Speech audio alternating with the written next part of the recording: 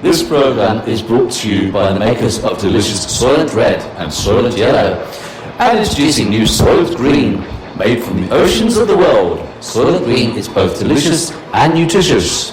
Due to the enormous popularity of Soylent Green, supplies are limited. To ensure your quantity, Tuesday is Soylent Green Day. Get in line early and ensure your supply of Soylent Green from the good folks at Soylent Food Corporation.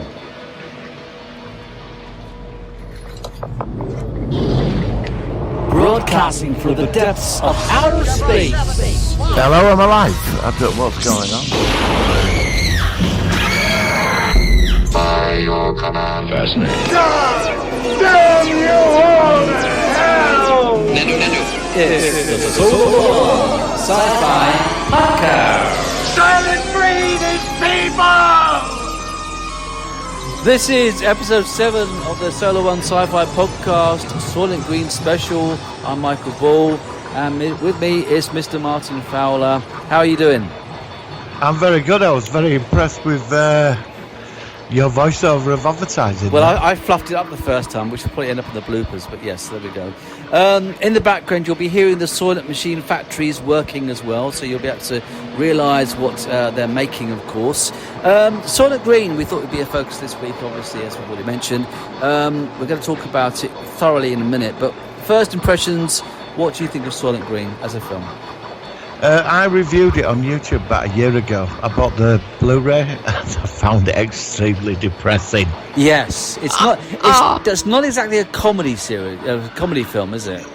There's no hope in that film. Yeah, well, I really want to bounce off with you with this one as well, because this is an interesting one. So let's quickly go into news of the week, sci-fi news, and then we'll make that our main focus of the week. So let's hit the jingle. Working. So the sci-fi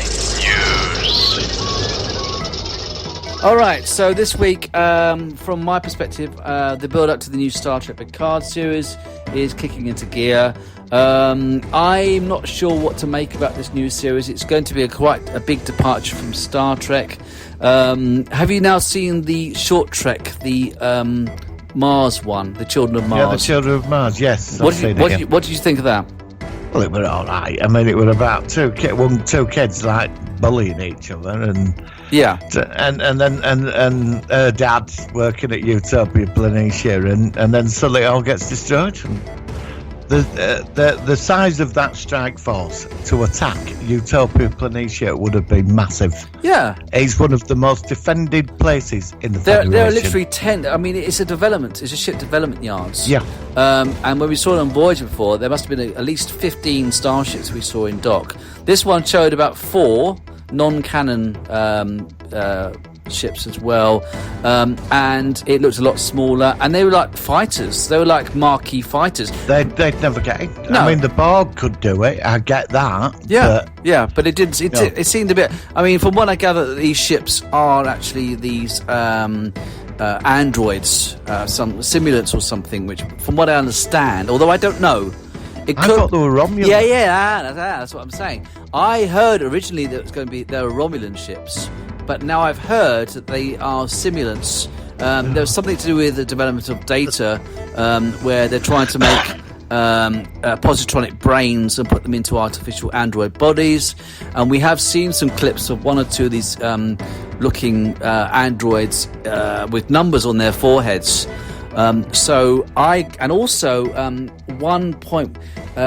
the reviewers said that they saw one of these ships before, but it had a Starfleet emblem on one of the ships. So it's looking less likely they're Romulan, they're actually Federation. So this is speculation, of course. Of course it is, yeah.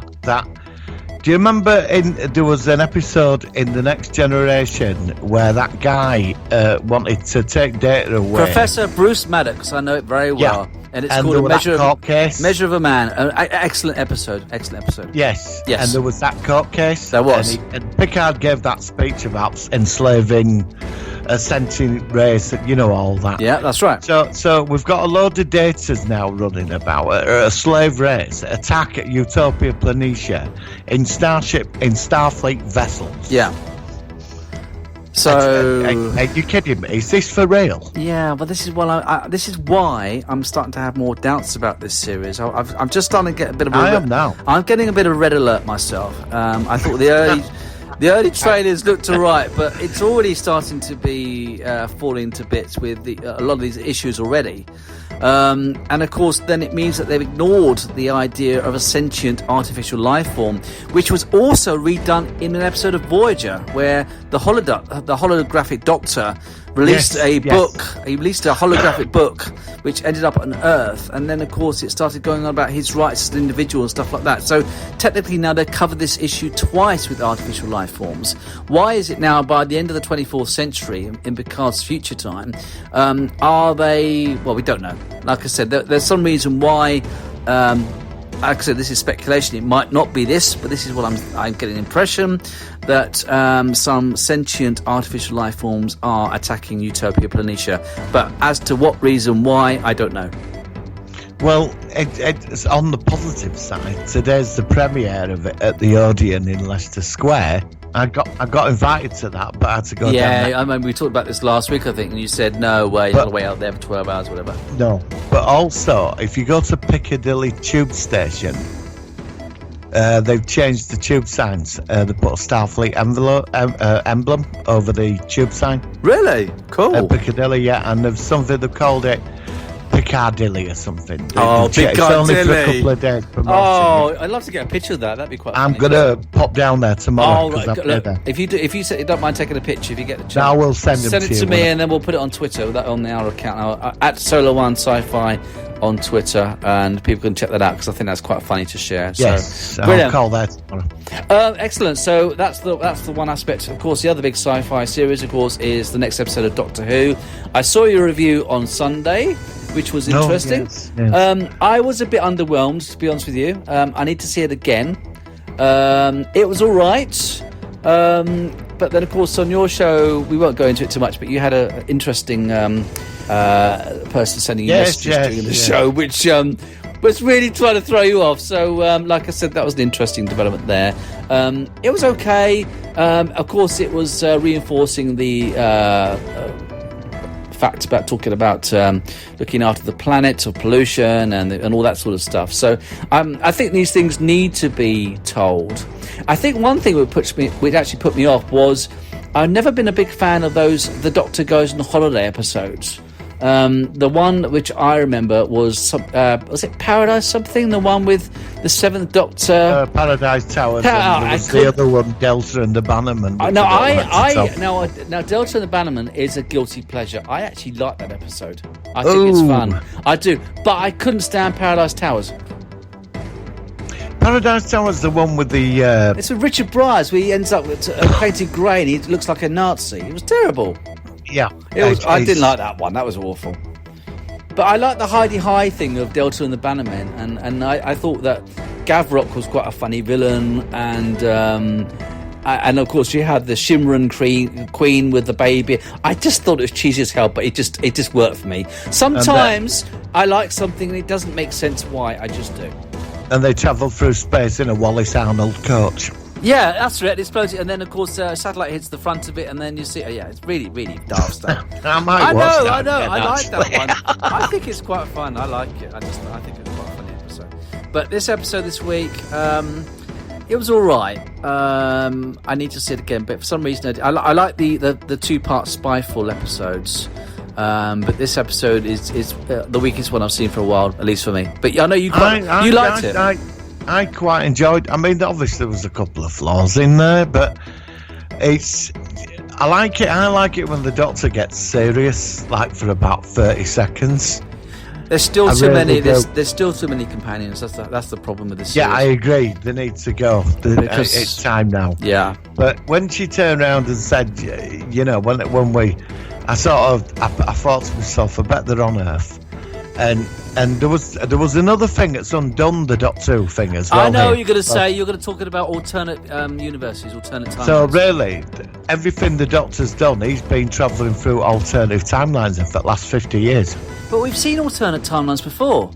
Do you remember the episode Yeah. The Mysterious Planet, where the Doctor thinks he's on a planet which is near Earth, and it is Earth in the future, and they end up with Perry, and they end up down a tube station or something? That was an alternate timeline. Moved the solar system. Yeah, and I mean, there was an episode once where I think it was a Fourth Doctor episode with Tom Baker and Sarah Jane. They end up going in an icy planet or something, and it was like an alternate universe where Earth was destroyed or something. We have seen alternate timelines before. Yes, but he's also played it. You remember the episode with Teal'c where he takes her into when Teal'c escaped from his prison, Pyramid of Mars, and he takes her into the future and he opens the doors. That's the one I'm talking about. That's not an alternative time, but he said that's the future now. But yet again, they stopped Teal'c, so it doesn't happen, does it? So then that was an alternative timeline then, because it didn't happen. So that's what I'm saying. Yeah. So, you know, because I've always had a fascination with parallel universes, alternate timelines. So have I. I really love that kind of aspect. So, but like Back to the Future, one of the best films ever made for that sort of alternate timeline sort of thing. Well, apparently, Back to the Future got everybody thought that's how it works. Apparently, it doesn't now. Well, there's always the two things in sci-fi. There's the aspects where you get a film, and if time cannot change, and you can see a future, and whatever happens, it will happen, even if you try to avoid it. I'm trying to think of an example of a film which does that. A Terminator. Well, Terminator, no, because Terminator's timelines have changed. They moved. Judgment Day was going to happen. It was a set point in time, but it was moved. But that's what I'm saying. But I've seen certain films where it cannot move, it cannot change. But I'm trying to think. Well, I'm going to say it. You know, I'm going to say it. Time is a wibbly wobbly, timey-wimey thing. Yeah, it is. But then, of course, you can have the confusion between different timelines, and then you can have parallel universes. Although, of course, like the Mirror Universe in Star Trek, that's not an alternate timeline. That's a parallel universe. Yes, it is. But the Kelvin universe is that is an alternate timeline. But then the main Trek line is still going. It never got destroyed. A lot of people assumed it did. It never did. It's still there. That's right, exactly. And a lot of people are saying that Discovery is also an alternate timeline. They're saying because it doesn't fit with canon with the original series, i.e. the Enterprise doesn't look the same. Although it's supposed to be officially canon. Yeah. Like with me, it doesn't fit in with canon from Enterprise. That fits in. Obviously, the original series, Next Generation, DS9, Voyager. They to me are one timeline. Well, some people said that the timeline changed during Enterprise. Some people are saying when the Borg sphere crashed in 2063 and gets discovered, that because they find the Borg drones, and of course some people are killed, some of the scientists are killed, that also started an alternate timeline. It's one of those arguments you can always have. They should never have done that. I like that episode. I do like it, but they shouldn't have done it. Well, they were just cashing in with the Borg, weren't they? They just wanted to bring the Borg back. They were losing viewers. Yeah. And then there was the Romulans as well, which we should do an episode on the Romulans, because there's a lot of issues for me about the Romulan War. There really is. Well, of course, we never got to the Romulan War in Enterprise because it was cancelled, but of course, they did try to do things like we didn't see Romulans on screen, although we saw them off screen, so the Federation still doesn't know that the Romulans are related to the Vulcans. Yeah, but they would have seen the bodies, because when you were destroying Romulan ships in that war, you see the bodies flying all over the screen. You're bound to have actually done that. Yeah, that's true. That's a good point. Nobody figured it out. Yeah, that's the problem with sort of sci-fi shows like that, and also Doctor Who. If you can get such a big fan of stuff, you can really, really rip it apart and realise that doesn't work, and this doesn't work, and that doesn't tie in with that. But I don't know. We're just two geeks, aren't we? We tend to. Yeah, we are. You know. We need a life. Yeah, well, I don't care. I mean, you know, I enjoy my vice, which is sci-fi, and I do. I like to tear it apart and pick it. I've had many debates in the pub. Oh no, I still love it. I don't care. I mean, in the end, it's entertainment, and if it's not perfect, what is perfect in the world? I love it, and so do you. So. If you want crazy time travel, watch Time Tunnel. That don't make any sense, but I love it. Oh God! And of course, they had the James Darren, didn't he, who played Vic Fontaine in it? Yeah, Project TikTok. Yeah, I like that. I like that series. Yeah. It only lasted one season. They didn't get home, did they? Well, apparently there was a season 2 plan where they do get back, and then they start going on missions every week. Yeah, it was a good series. It was a good series. I loved the installation. It was 2 sound sets inside, you know. Really? Yeah. Oh, cool. And of course, That tunnel was nearly over 100 foot long in length. but you could still see shadows in it sometimes, even though it's supposed to look like it's further deeper in. You can sometimes see people's shadows. But it was a very cool set. Oh, yeah, definitely. Erwin Allen, I love him. And it also reminds me slightly of the Stargate set, where, both series, you have this spherical object and they walk into it.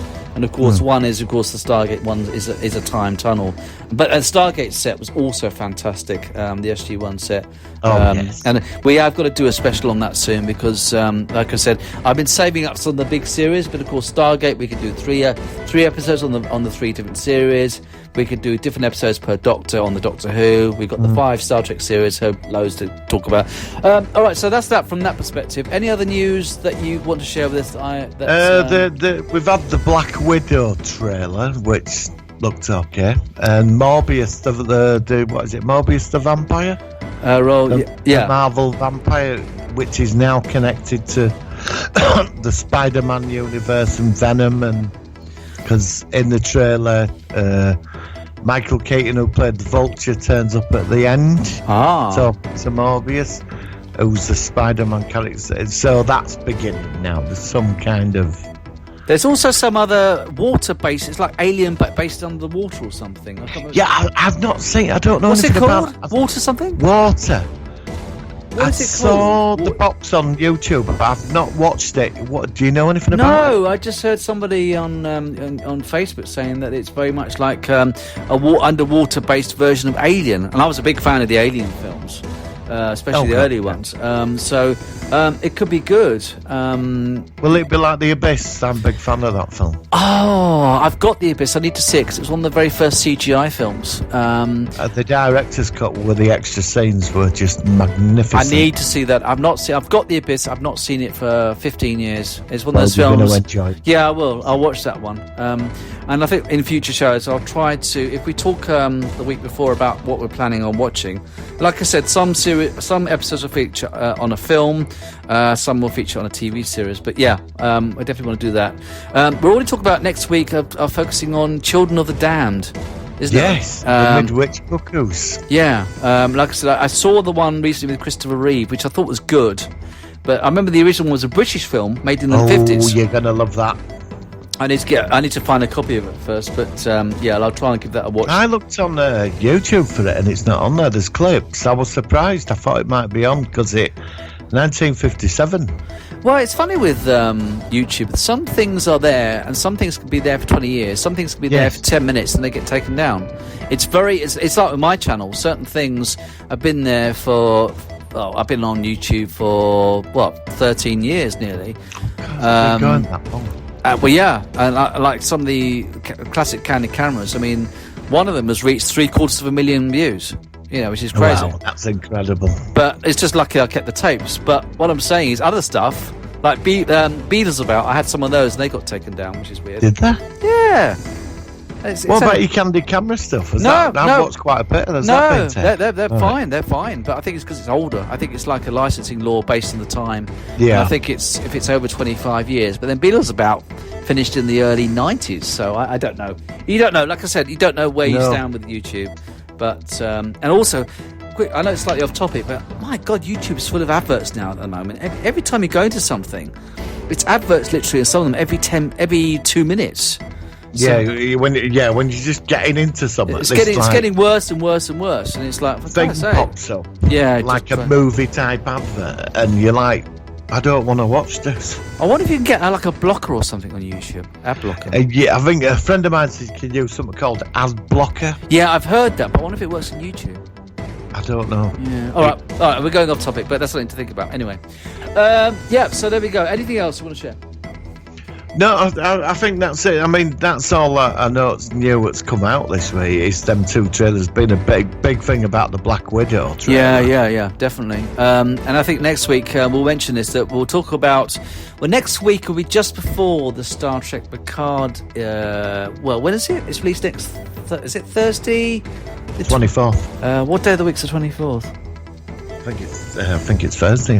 Yeah, so we normally record on Wednesdays. But you're talking about for your channel. You're talking about doing a live stream, which possibly I could be involved with.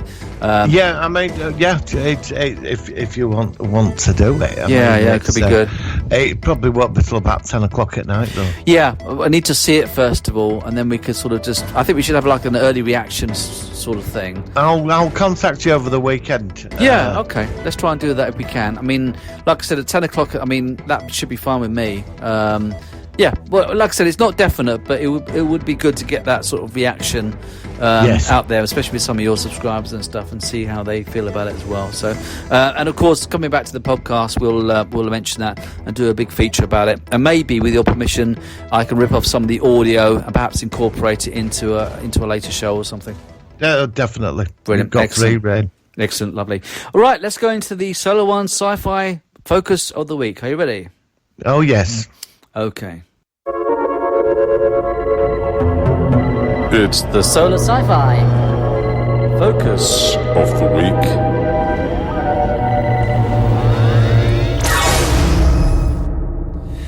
All right, we're talking about a classic film from 1973, and it's a film probably I saw in my early teens, and of course, I don't think I knew the twist. So when it finally came out at the end, I was quite shocked by it.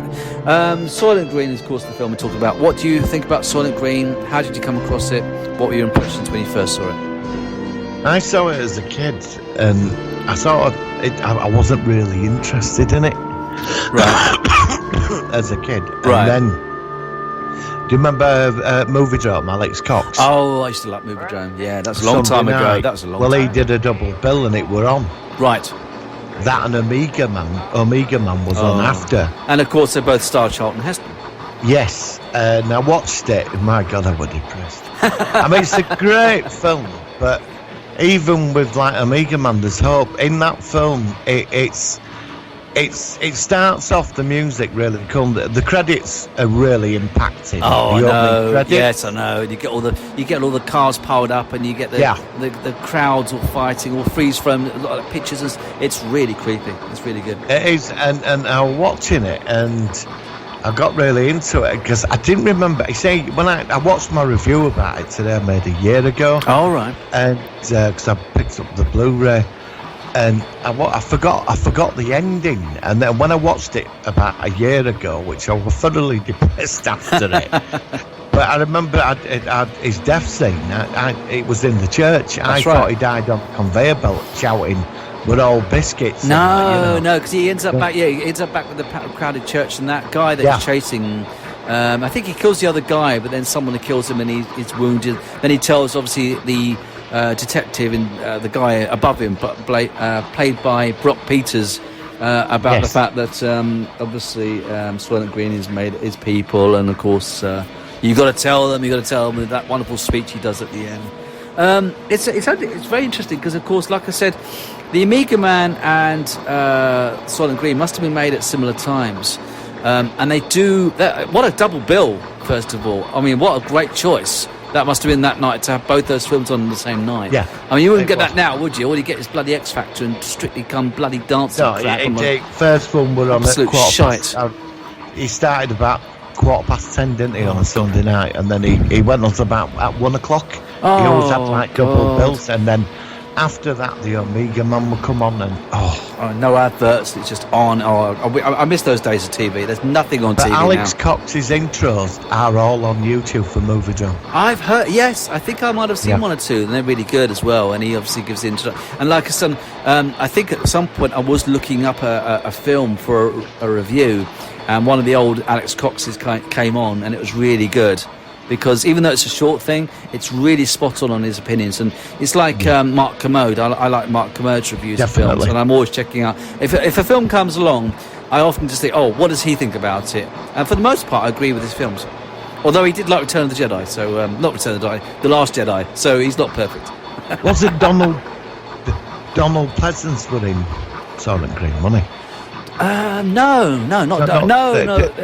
The guy that's in you mean the guy who was eating the food no, that was the guy I've got the information here. It was. How's it coming up?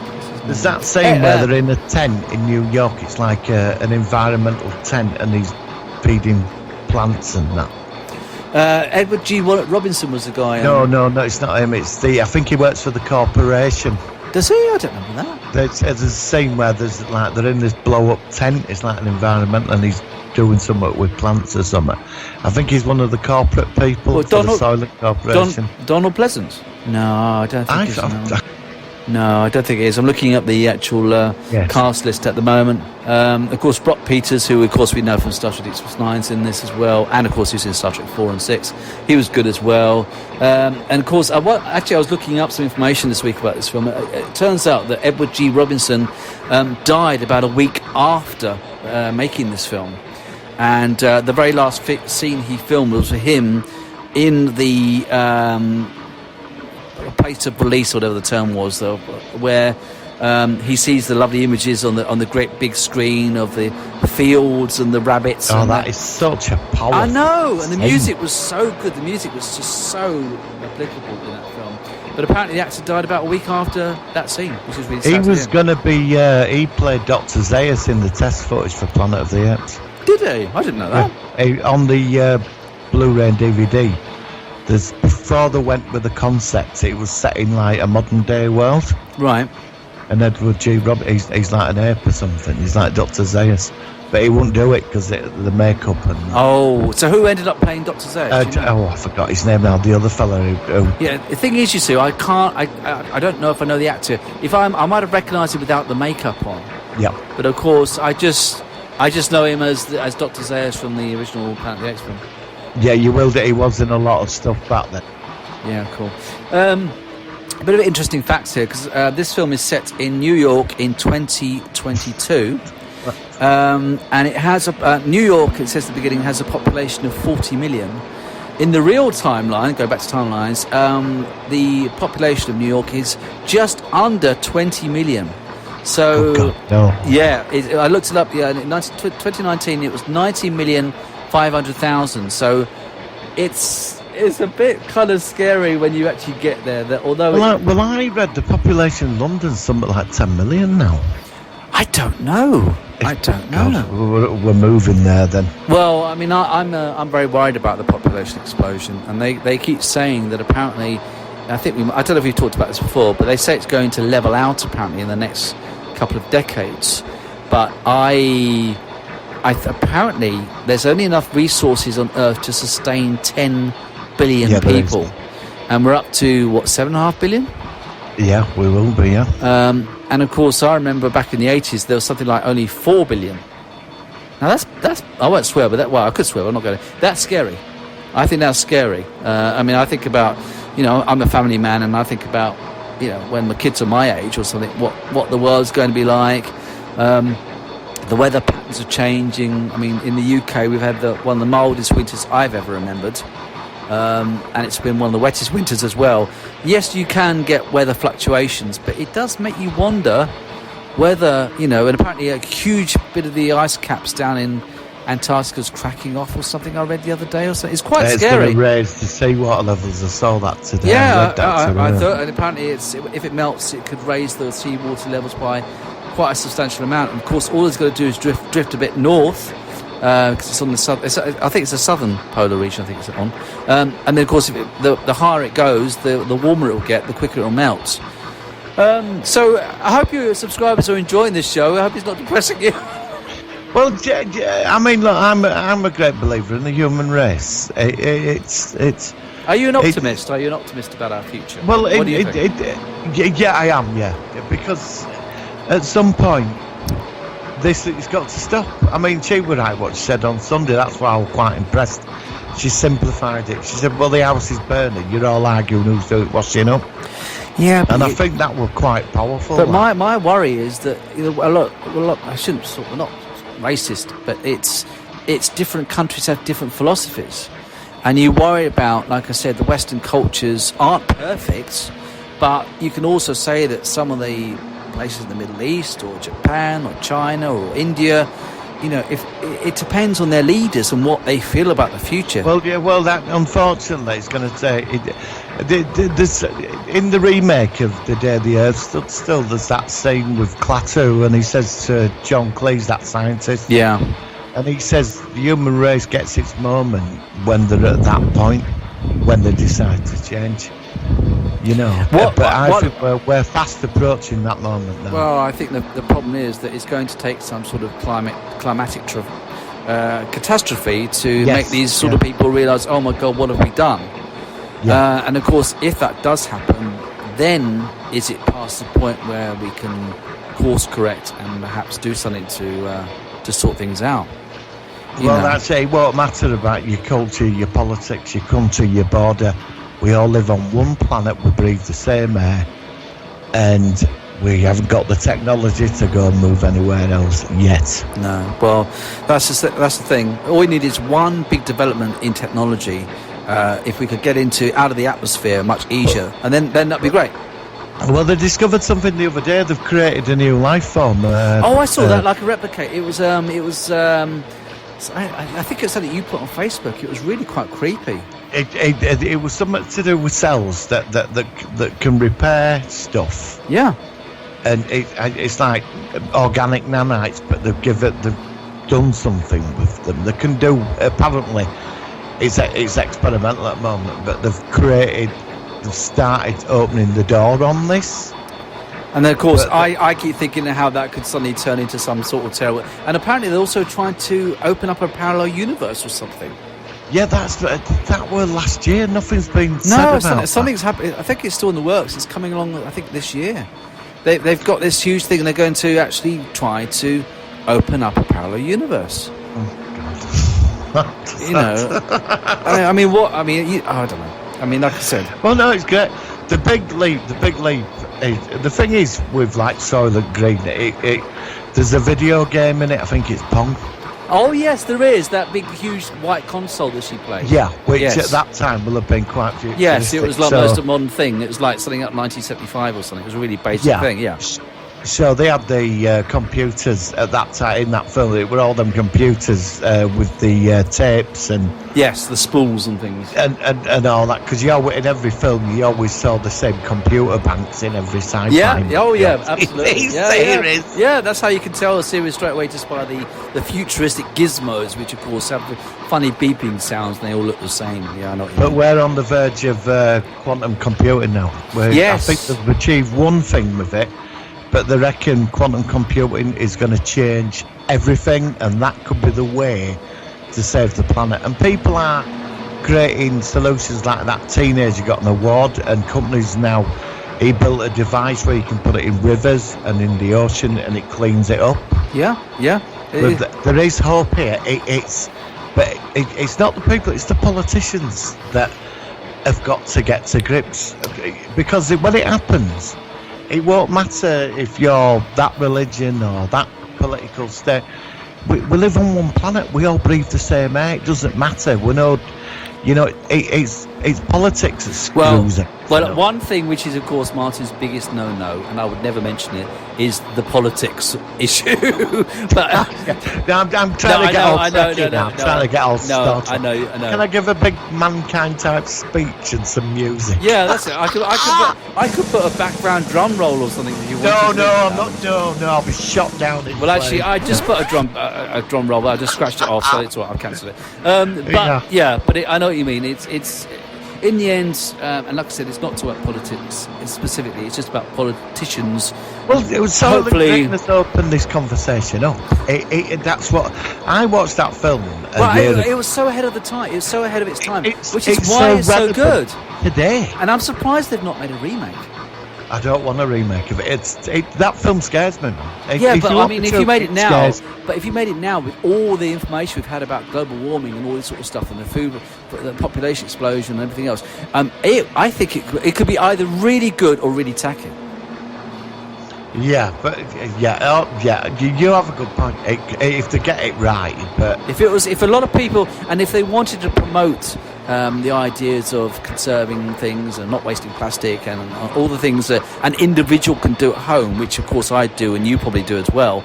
And getting that not only would it be a film which could make a lot of money, but it would also be good in perhaps making people who admittedly should be already aware of factors in their lives to help the environment. No, I totally agree. It's amazing how this film has brought this conversation on. And it is a terrifying film. It's quite. That's why there's no hope in it, even when he's like in that church. I mean, even so when he's death, he's in a church. Yeah, and he says all the sea life is dying, and he knows. And it's a great film. It's not a comedy, but sometimes you just got to watch a serious film, and sci-fi has got to make you think. And this film, we're talking about a film which was made in 1973, and it's obviously stuck with us our whole lives. That's good sci-fi. Well, it is. I mean, the film is a masterpiece. You can't. Oh, you can't beat it. But Brilliant. it is a bloody depressing movie. I mean, Charlton Heston plays it, and Edward G. Robinson and the rest of the cast is brilliant. But that film, I can imagine it freaks a lot of people out. Yeah, the thing is, you see, in genres with sci-fi, you can get sci-fi comedy, you can get the downbeat, you can get the optimism, you can get all these sorts of things, and that's the interesting thing. But it's funny, because I'm a big fan of comedy and stuff, but sometimes I like a film which ends on a downbeat note. Another film which ends on a really big downbeat note is The Mist, which when I first watched that, I was quite surprised with what happened with the dad and his kid. It doesn't always have to be a happy ending, but for me, God, I've not seen that in years. That I love The Mist. Don't watch the TV version. The TV version is terrible. It's shite. But the 2000 and whatever it is version of The Mist is really good. But going back to Soylent Green, I just think it worked partly because it had that awful realisation that the world was doomed. You didn't know that. You didn't know that. You just saw that there's something going on. There's something secret in the back. And of course, the Edward G. Robinson's reactions to actually getting this manky piece of beef or something, which looks like it's got flies buzzing around it or something. And he's just like, it's like the most wonderful thing he's ever seen. And then the jam, and the bar of soap. And it's just, and I think it gets an apple as well at some point. And a bottle of brandy. That's it. Well, that's the best bit, of course. But it was just one of those films that makes you really realise about, we're so lucky to have this. But now, when you think about global warming, it makes the film, if anything, a bit more depressing, based on real life. It wouldn't surprise me if they showed that film at certain universities as it's educational. Yeah, definitely. It's really educational. It can really sort of make you think about these things. And I just think it's brilliant. I just think Charlton Heston, I'm a big Charlton Heston fan. I think he's a great actor. He's been in so many great films I've loved. And it just really worked for me. So out of 10, I'd rate it probably, give it a 9 out of 10, I'd reckon. The 70s was an interesting time for science fiction movies because it was very apocalyptic with a lot of films. What else is apocalyptic? I mean, of course, Silent Running. Bruce Dern with the robot. Of course. Huey, Louie and Dewey. Oh God, I love that film. It's good, and of course at the end you get the little robot at the end, and that was about that was 70s. They used quadriplegic people for that. Did they? The robots, because they were tiny. Oh, really? Yeah. Yes, they're using their arms when they're walking about. They're using their arms. Logan's Run was another one. Yep. Logan's Run was another classic as well. That was made in the 70s. Soylent Green again, but that had a more of an upbeat ending, even though the character was killed off. What other series shows in the 70s that were like that? I'm trying to think. There was Omega Man. Oh yeah, Omega Man. Yeah. Planet of the Apes. Yeah, Planet of the Apes. Number 2, which is insane. The second Planet of the Apes film? Yeah, Beneath the Planet. I like that. I thought it was I love good. it. Do you know, I watched that one night a few years ago. I was hammered. I was having a kebab. And it was on at 1 o'clock in the morning and we're all worshipping. Why is it always a kebab? Go on. I don't know. Because these things appear. Yeah, you sort of come in about 1 o'clock in the morning and they're on. It's like War of the Worlds. Well, I was going to say, 18th War of the World. Yeah, I wouldn't want to see the new one with a kebab at 1 o'clock in the No, morning. no. I'd just probably chuck myself out the window if I watched that again. Yeah, it is strange how certain films, and of course the second Planet of the Apes has that weird, but in the end they all get killed, which is well, it is what I mean. There were all these like the 70s stuff. They had that weird technology, and it were all these cold rollerball. That's a perfect. Oh, yeah. James Caan and the corporate wars and the world's divided into 4 corporations. And that's right. he becomes a threat to the system because he's starting to become a bit of he's rising in the sport, and the corporate leaders are fearful of him because the people are now looking to him. Right. He's becoming bigger than the corporation, and the guy, the English actor, he's famous, I forgot his name, but he's the head of this corporation. He changes the rules that you fight to the death now. Yeah. And he survives the entire game. I mean, it's a bloodbath in the final scene. Yeah. But again, you've got all that weird white rooms and 70s furniture and computers. Well, it's also like the 80s. I mean, each decade really stands out. The 70s, Yeah, it does. The 80s. The 80s with the different to that. synthesizer, and you think of Tron Yeah. and things like that. So and obviously Terminator as well. It's funny how each decade does stand out. But I think the 70s was a great era for certain films. Like I said, some of the ones we talked about today, especially Soylent Green.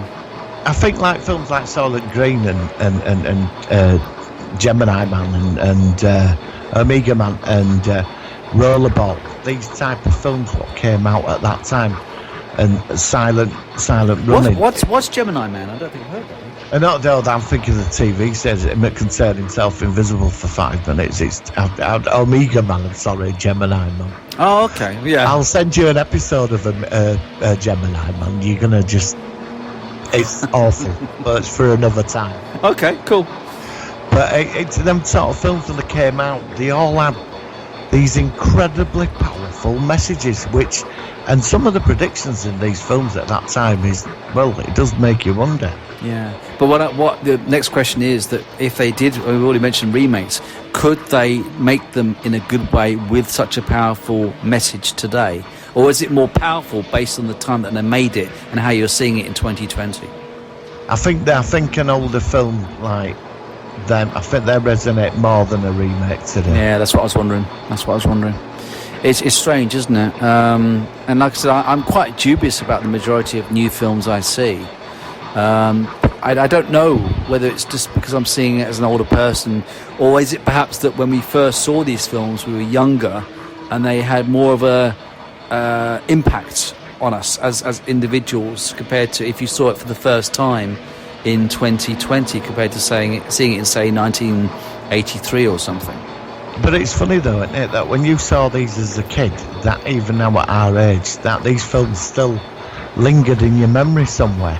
Oh yeah, but and it's has an effect because it makes you think. It makes you that. think. That's what I'm saying. It makes you think. It's everything about it. It's the way that the world is depicted. It's the way that, like the green smog, for instance. It's a cheap effect, but it bloody works. It really works. I remember that, just the green smog.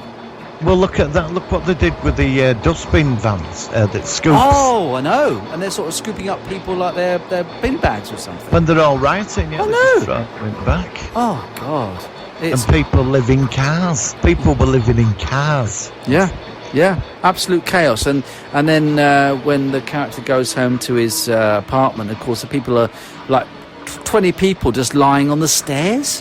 And he's he's just climbing over the bodies while they're asleep, and it's just, oh God, it's just terrifying. I think that's really And then scary. you go to the rich people. Yes. Living in the futuristic 70s block with the nice 70s retro furniture. Yeah, with a huge house and the Pong arcade game and things like that. And that's why he steals things like the. I think is that where he gets the meat from? I can't really get. Yeah, it takes the stuff out of there. Yeah. And he gets the jam from those girls that I think they're Are they pleasure cars? I don't know what they Yeah, are. because apparently if you work for the Soylent Corporation, you're very high up, you get one of them apartments and you get a woman with it. That's it. They're called companions, That's I think. it. That's it. And there's a group of companions, which is where he gets the jam, and then she spots it, and that the jam's gone or something. And he goes, no, he just takes a spoon, doesn't he, or something? And then, yeah, I love it. It's really good. Excellent film. So, yeah, I think that we just about covered this film. Unless there's anything else you want to say about it. No, I think we've had quite an interesting thing. I won't be watching Soylent Green again. I need optimism. I'm sorry, but I think I might watch it now. I think I might watch it this week because now I've talked about it so much. I just want to see it again. It would have been better in some ways to watch it before doing this review, but then a lot of factors of the film have stuck in my head. So that's obviously that's the power of that film. Yeah, exactly, and I think it will be continue to be powerful for a long time to come, even past 2022 when it's due its actual date. And so, in 2 years' time, every Tuesday will be Soylent Green Day. Well, I'm just a bit disappointed. I mean, we've still got the Mooney. That should have cleared off in '99. It never did. Yeah, exactly. We never found a monolith in 2001. 2001, no. And then we, what else is it? Logan's Run didn't happen in 2019. Yeah, and then Jupiter didn't become a sun.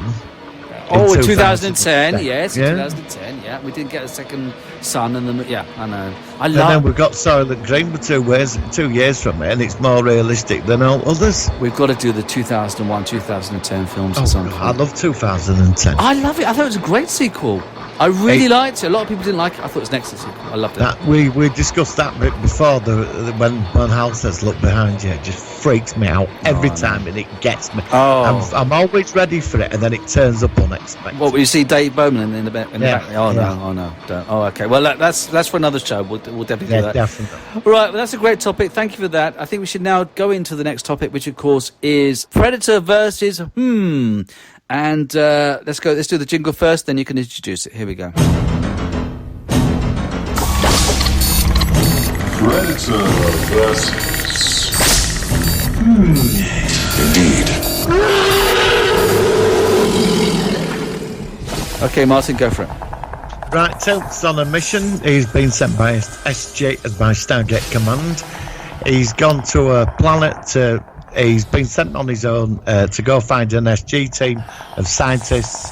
He turns up at this camp. It's a world of ancients that's been abandoned. He turns up. He says they're all dead, and he's investigating. The SG are on the way through, but the DHD gets shot down. Yeah. By a laser bolt. He turns around. They're all dead. Everybody's dead. They're all like the usual predator marks of the ripped apart. Right. And suddenly he's being fired at by laser bolts from out of the trees. Yeah. And the dial home device gets destroyed. Oh, okay. Yeah, the DHD. So he runs off into the forest. This thing's hunting him. And he's got a Zapnicotel and a staff weapon. Okay. And he hasn't got his armour on. He's got SG. He's wearing the tack vest and that.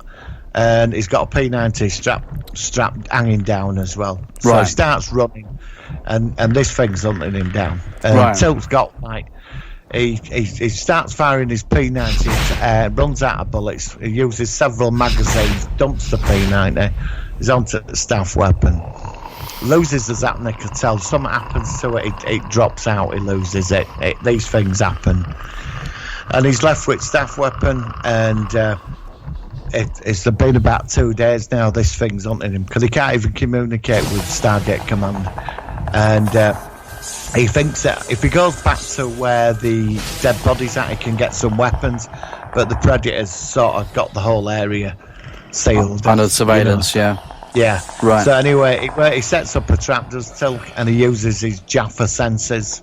You know, because he's a bit of a warrior too. You know how they tune into that feeling that they get a vibe of what's going on in the area, and they can sort of tell potential threats and stuff. Yeah. And the Predator reveals itself, and there's a punch up. Teal'c, it's like, you remember him and Ronan when they were at it? Yeah. It's like Midway, yeah. Okay. And this thing, it gets Teal'c by his neck, and it lifts him up, and it's trying to pull out his symbiont. His symbiont, yeah, trying to pull it out, you know. Because it's never seen a Jaffa before, and then Teal'c kicks it in bollocks, and then headbutts it. Do predators have bollocks? Well, I don't know. They must have some. And he smacks it on the head with his staff weapon. Okay. He picks it up, bangs it on the head, and kicks the predator. But the predator gets its blade out. But Teal'c blows its arm off with staff weapon. But meanwhile, the predator snaps the staff weapon in half. Oh. But then it gets Teal'c at floor, but Teal'c sticks the top of the staff weapon up the predator's backside and lets off a laser charge, and it blows the predator. The laser bolt goes right up its arse, Right. and blows its head apart, everything. And Okay. there's blood all over Teal'c, and then suddenly Teal'c's transported off the planet, and he's on the Odyssey ship with O'Neill there. Right. So you already decided that Teal'c wins the battle. Yeah, I do. It'd be a close thing, though. It'd be a close thing. Because I was going to say that Teal'c may well win because he can. I was thinking actually of this as you're talking about this, about that episode where he was fighting an Unas. God, yeah, I remember that. Yeah, And they're similar, as in that they're creatures that can get hit many times. And there's an episode where there's another person who said, fire the staff weapon into, I think it was O'Neill telling, I think it was a girl to fire a staff weapon into another Unas. And he kept blasting him at 3, 4, 5, 6.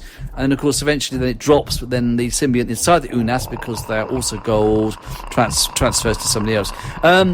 Yeah, I think that if he's got the staff weapon is a very powerful energy device. Definitely. So I think he would have a good chance. And to be honest with you, I can't really come back more with what you've said, because you've given the scenario, you've given the story, and you gave the ending. So that's what I'm thinking, because also the Jaffa, the training that, remember that episode with Tony Todd, wasn't he, the actor? And he played, where they're doing that martial arts. Yeah, that's what I'm saying. Yeah, they're like the special ones. And there's another one with Imhotep, wasn't he? Imhotep. Yeah, that's it. The low-level system lords. Yeah, that's it. And Imhotep was pretending to be a very powerful Jafar. Yeah, and he actually was a gold pretending to be a Jafar, which is quite a clever one.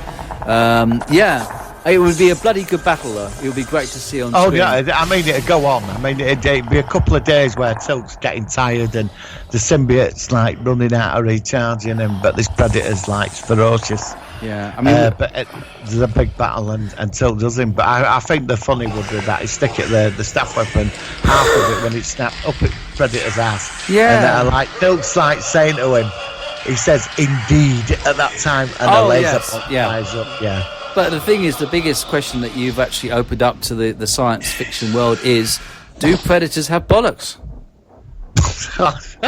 Sorry, but that's it. You started it, mate. You're it. You've now hashtag do predators have bollocks? Well, they must breed. Well, unless they're clones, or maybe they're... Yeah, I don't know. I mean... Well, we've never seen it. I know apparently there is lady predators in that's what I'm saying. We never seen bosomed lady predators, well, have we? We've never seen lady predators, but apparently they do exist. Unless they're asexual. I mean, they could be... Not canon, though, is it? No. And they might be asexual or something, or how they... Yeah, maybe they stick their fingers up their own backs. I don't know. There's a lot going on. Well, they must do it all the lay eggs. I mean, I don't know. Well, there we go. Hashtag do predators have bollocks will be on the actual Twitter. You're going to put that on Twitter? Of course I have. Yeah, of course I have. That's important. Right.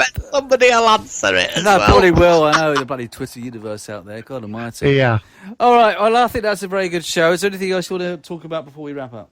No, I think that's it. I think I really enjoyed that. It went very quick. It did. It was a good chat, and it was nice to catch up with you, and a really good topic. So next week will be Village of the Damned, and I'll need to do a refresh on that. If I don't see the old one, I'll watch the new one again, so I can bounce off each other that one.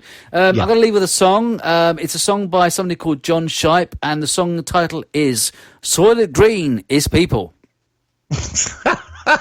Is that a good topical song to finish with? I think that's perfect for tonight's show, definitely. Thank you, Martin, and thank you for a good show. We'll be back next week with another Solo One Sci-Fi podcast. We'll catch you later.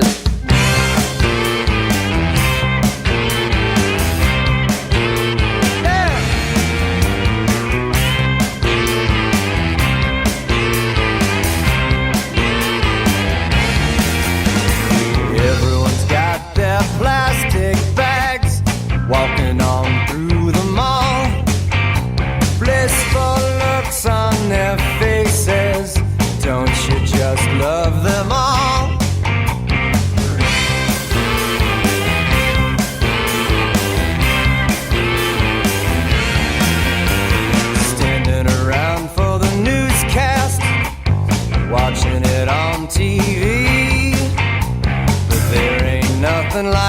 ball game when you're catching it in 3D. Here's the church, here's the steeple. Soylent Green is people, the young and the strong, the old and the feeble. Soylent Green is people.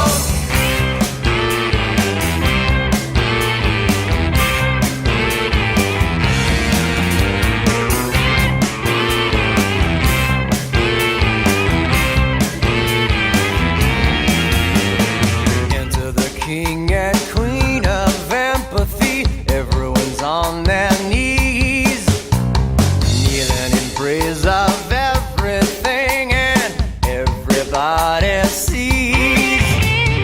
Here's the church, here's the steeple. Soylent Green is people, the young and the strong, the old and the feeble. Soylent Green is people. Here's the church, here's the steeple.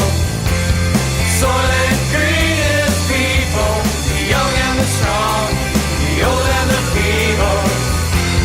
Soylent Green is people. Tell Chuck Heston, this ain't the Planet of the Apes, and this ain't no chariot race. Tell the world, tell the NRA, the Soylent Green is people, gone tomorrow, here today. Here's the church, here's the steeple. Soylent Green is people, the young and the strong, the old and the feeble. Soylent Green is people. Here's the church, here's the steeple. Soylent Green is people, the young and the strong, the old and the feeble. Soylent Green is people. Here's the church, here's the steeple. Soylent Green is people, the young and the strong, the old and the feeble. Soylent Green is people. Here's the church, here's the steeple. Soylent Green is people, the young and the strong, the old and the feeble. Soylent Green is people. Here's the church, here's the Listen to me, Hatcher. You gotta tell them Soylent Green is people!